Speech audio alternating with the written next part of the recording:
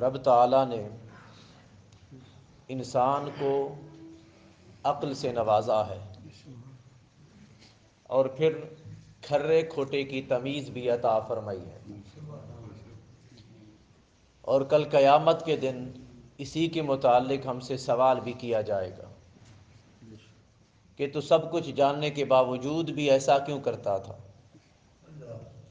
یہ دنیا، اس میں ہمارے سامنے حلال بھی آتا ہے، حرام بھی آتا ہے، لیکن رب تعالیٰ نے جو عقل سلیم عطا فرمائی ہے، فرمایا اس سے فتویٰ لیا کر، پوچھ لیا کر یہ استعمال کروں یا نہ کروں۔ اگر دین کے حوالے سے یہ کہہ دے کہ تیرے لیے حلال ہے تو حلال، اگر حرام ہے تو ہاتھ تک بھی نہ لگایا کر۔ اب پھر اگر حرام کے معاملے میں آ جائیں تو پھر حرام بھی دو طرح کے ہوتے ہیں۔ ایک وہ حرام ہے جو واضح طور پر ہے، علی الاعلان، ہر کسی کو پتہ یہ حرام ہے، ادنا بچہ بھی جانتا ہے۔ بعض اوقات ایسا معاملہ آ جاتا ہے جس میں شک پڑ جاتا ہے کہ یہ حلال ہوگا میرے لیے یا حرام ہوگا، یا حلال ہے یا حرام ہے۔ جب یہ دو حالتیں بن جائیں تو اس شے کو بھی چھوڑ دیا کریں جس میں آپ کا دل شک میں پڑ جائے کہ یہ حلال ہے یا حرام ہے۔ آقا علیہ الصلوۃ والتسلیم نے فرمایا جو چیز تیرے دل میں کھٹکا ڈالے، یہ حدیث پاک ہے، آقا نے فرمایا جو شے تیرے دل میں کھٹکا ڈالے کہ یہ حرام ہوگی یا میرے لیے ناجائز ہوگی، فرمایا اس کو چھوڑ دے، اس کو چھوڑ دے۔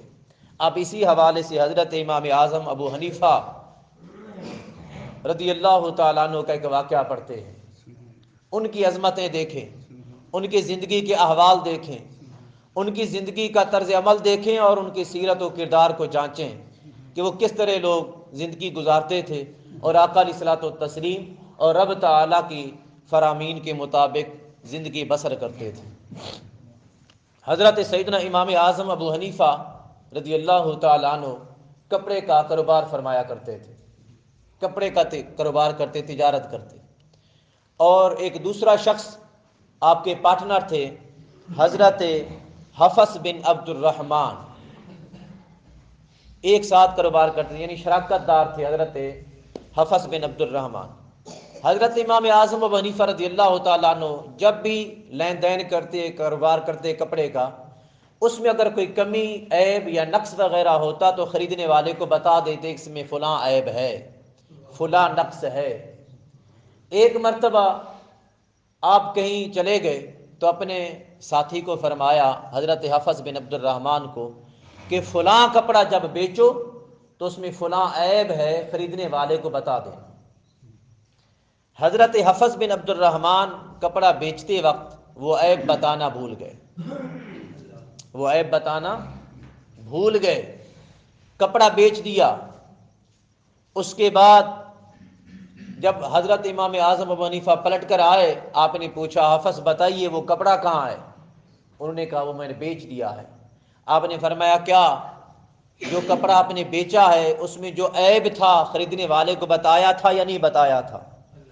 وہ کہنے لگے حضور میں وہ عیب بتانا بھول گیا ہوں۔ آپ نے فرمایا اس کپڑے کی قیمت کہاں ہے؟ حضرت حفص بن عبد الرحمن لے آئے، آپ نے فرمایا یہ جتنی بھی قیمت اس کپڑے کی ساری راہ خدا میں صدقہ کر دے، یہ ہمارے لیے کھانا حرام ہے۔ کیوں؟ کیونکہ ہم اس کپڑے کی اندر جو عیب تھا وہ عیب بتانا بھول گئے تھے، فلہذا معیوب کپڑا ہم نے بیچا ہے، جو اس کی اصل قیمت تھی وہ ہمارے پاس نہیں ہے، اصل قیمت سے بڑھ کر ہمارے پاس قیمت آئی ہے، فلہذا بڑھی ہوئی قیمت ہمارے پاس حرام ہوگی، اور حرام قیمت ہمیں کھانا بھی حرام ہے، فلہذا کل قیامت کے دن اللہ رب العزت کی بارگاہ میں جواب دینا ہوگا۔ اب یہ دیکھیں چھوٹی چھوٹی چیز اگر ہمارے پاس کوئی آ جائے تو ہم تو بڑے زور لگاتے ہیں کہ کسی نہ کسی طریقے سے پھنس جائے، زور کرتے ہیں نا، ایسا بہانے بناتے